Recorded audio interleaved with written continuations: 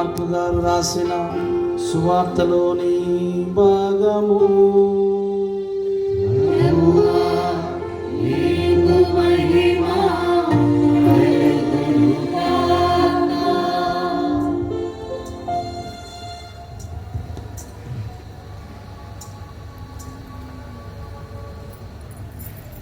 Mark సువార్త 3వ అధ్యాయము 31 నుండి వచనాలు.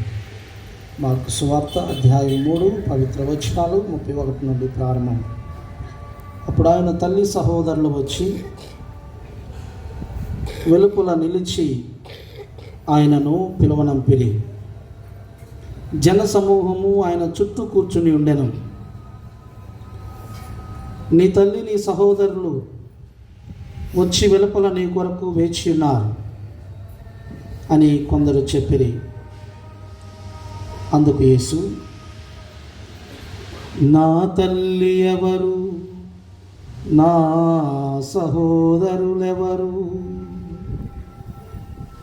తన చుట్టూ ఉన్న జనులను చూచి, ఇదిగో వీరు నా తల్లియు సహోదరులు అని చెప్పెను.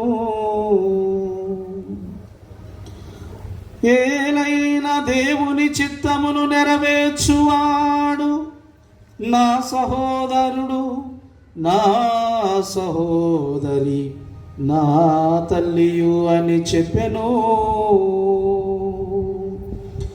ఏలైనా దేవుని చిత్తమును, దేవుని వాక్యమును వినువాడు నా సహోదరి సహోదరులు, నా తల్లియు అని యేసు చెప్పెను. ఇది క్రీస్తుని సువిశేషము.